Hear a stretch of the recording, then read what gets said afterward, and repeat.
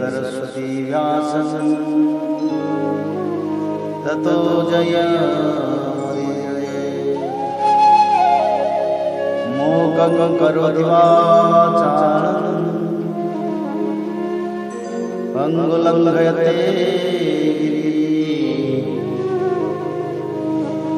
यत्कृपातमहं वन्दे परमानन्दमाधवो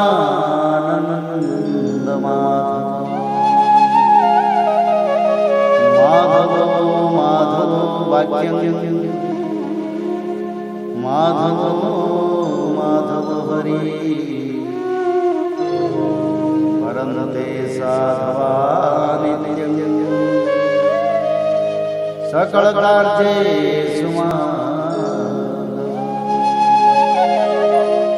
श्रीमद् भागवत महापुराण अथ सप्तम अध्याय राजा त्रिशंकु और हरिश्चंद्र की कथा। श्री सुखदेव जी कहते हैं, परीक्षित, मैं वर्णन कर चुका हूँ कि मानधाता के पुत्रों में सबसे श्रेष्ठ अम्बरीश थे। उनके दादा यौवनाश्रव ने उन्हें पुत्र रूप में स्वीकार कर लिया।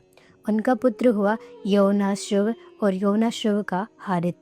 मानधाता के वंश में ये 3 अवान्तर गोत्रों के परिवर्तक हुए।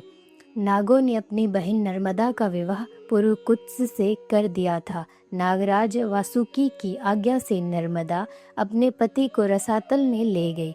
वहां भगवान की शक्ति से संपन्न होकर पुरुकुत्स ने वध करने योग्य गंधर्वों को मार डाला। इस पर नागराज ने प्रसन्न होकर पुरुकुत्स को वर दिया कि जो इस प्रसंग का स्मरण करेगा वह सर्पों से निर्भय हो जाएगा। राजा पुरुकुत्स का पुत्र त्रसदर्शु था। उसके पुत्र हुए अनरणय, अनरणय के हरेश्व, उसके अरुण और अरुण के त्रिबंधन हुए। त्रिबंधन के पुत्र सत्यव्रत हुए। यही सत्यव्रत त्रिशंकु के नाम से विख्यात हुए। यद्यपि त्रिशंकु अपने पिता और गुरु के शाप से चांडाल हो गए थे, परंतु विश्वामित्र जी के प्रभाव से वे सशरीर स्वर्ग में चले गए। देवताओं ने उन्हें वहां से धकेल दिया और वे नीचे को सिर किए हुए गिर पड़े, परंतु विश्वामित्र जी ने अपने तपोबल से उन्हें आकाश में ही स्थिर कर दिया। वे अब भी आकाश में लटके हुए दिखाई देते हैं। त्रिशंकु के पुत्र थे हरिश्चंद्र। उनके लिए विश्वामित्र और वशिष्ठ एक दूसरे को शाप देकर पक्षी हो गए और बहुत वर्षों तक लड़ते रहे। हरिश्चंद्र के कोई संतान न थी, इससे वे बहुत उदास रहा करते थे। नारद के उपदेश से वे वरुण देवता की शरण में गए और उनसे प्रार्थना की कि प्रभु, मुझे पुत्र प्राप्त हो। महाराज, यदि मेरे वीर पुत्र होगा तो मैं उसी से आपका यजन करूंगा। वरुण ने कहा, ठीक है। तब वरुण की कृपा से हरिश्चंद्र के रोहित नाम का पुत्र हुआ। पुत्र होते ही वरुण ने आकर कहा, हरिश्चंद्र, तुम्हें पुत्र प्राप्त हो गया, अब इसके द्वारा मेरा यज्ञ करो। हरिश्चंद्र ने कहा, जब आपका यह यज्ञ पशु रोहित 10 दिन से अधिक का हो जाएगा तब यज्ञ के योग्य होगा। 10 दिन बीतने पर वरुण ने आकर फिर कहा, अब मेरा यज्ञ करो। हरिश्चंद्र ने कहा, जब आपके यज्ञ पशु के मुंह में दांत निकल आएंगे तब वह यज्ञ के योग्य होगा। दांत उग आने पर वरुण ने कहा, अब इसके दांत निकल आए, मेरा यज्ञ करो। हरिश्चंद्र ने कहा, जब इसके दूध के दांत गिर जाएंगे तब यह यज्ञ के योग्य होगा। दूध के दांत गिर जाने पर वरुण ने कहा, अब इस यज्ञ पशु के दांत गिर गए, मेरा यज्ञ करो। हरिश्चंद्र ने कहा, जब इसके दोबारा दांत आ जाएंगे तब यह पशु यज्ञ के योग्य हो जाएगा। दांतों के फिर उग आने के बाद वरुण ने कहा, अब मेरा यज्ञ करो। वरुण जी महाराज, क्षत्रिय पशु तब यज्ञ के योग्य होता जब वह कवच धारण करने लगे। परीक्षित, इस प्रकार राजा हरिश्चंद्र पुत्र के प्रेम से हिला हवाला करके समय टालते रहे। इसका कारण यह था कि पुत्र स्नेह की फांसी ने उनके हृदय को जकड़ लिया था। वे जो जो समय बताते वरुण देवता उसी की बाट देखते। जब रोहित को इस बात का पता चला कि पिताजी तो मेरा बलिदान करना चाहते हैं, तब वह अपने प्राणों की रक्षा के लिए हाथ में धनुष लेकर वन में चला गया। कुछ दिनों के बाद उसे मालूम हुआ कि वरुण देवता ने रुष्ट होकर मेरे पिताजी पर आक्रमण किया है। जिसके कारण वे महोदर रोग से पीड़ित हो रहे हैं। तब रोहित अपने नगर की ओर चल पड़ा, परंतु इंद्र ने आकर उसे रोक दिया। उन्होंने कहा, बेटा रोहित, यज्ञ पशु बनकर मरने की अपेक्षा तो पवित्र तीर्थ और क्षेत्रों का सेवन करते हुए पृथ्वी में विचरना ही अच्छा है। इंद्र की बात मानकर वह 1 वर्ष तक और वन में ही रहा।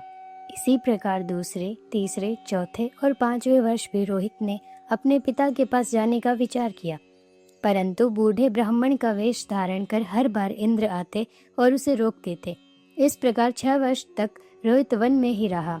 7वें वर्ष वह जब अपने नगर को लौटने लगा, तब उसने अजितगर्त से उसके मझले पुत्र सुनहसेप को मोल ले लिया और उसे यज्ञ पशु बनाने के लिए अपने पिता को सौंपकर उनके चरणों में। तब परम यशस्वी एवं श्रेष्ठ चरित्र वाले राजा हरिश्चंद्र ने महोदर रोग से छुटकर पुरुषमेध यज्ञ द्वारा वरुण आदि देवताओं का यजन किया। उस यज्ञ में विश्वामित्र जी होता हुए परम संयमी जमदग्नि ने अधर्व्यू का काम किया। वशिष्ठ जी ने ब्रह्मा बने और अयाश्य मुनि सामगान करने वाले उद्गाता बने। उस समय इंद्र ने प्रसन्न होकर हरिश्चंद्र को एक सोने का रथ दिया था। परीक्षित, आगे चलकर मैं सुनहसेप का महात्म्य वर्णन करूंगा। हरिश्चंद्र को अपनी पत्नी के साथ सत्य में दृढ़ता पूर्वक स्थित देखकर विश्वामित्र जी बहुत प्रसन्न हुए। उन्होंने उन्हें उस ज्ञान का उपदेश किया जिसका कभी नाश नहीं होता।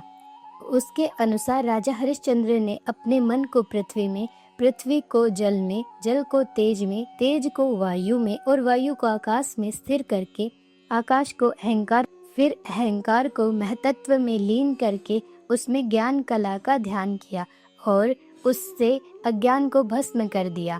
इसके बाद निर्वाण सुख की अनुभूति से उस ज्ञान कला का भी परित्याग कर दिया और समस्त बंधनों से मुक्त होकर वे अपने उस स्वरूप में स्थित हो गए, जो न तो किसी प्रकार बतलाया जा सकता है और न उसके संबंध में किसी प्रकार का अनुमान ही किया जा सकता है। इति श्रीमद्भागवते महापुराणे पारमहंस्यां संहितायां 9 स्कन्धे हरिश्चन्द्रोपाख्यानं नाम 7मोऽध्यायः।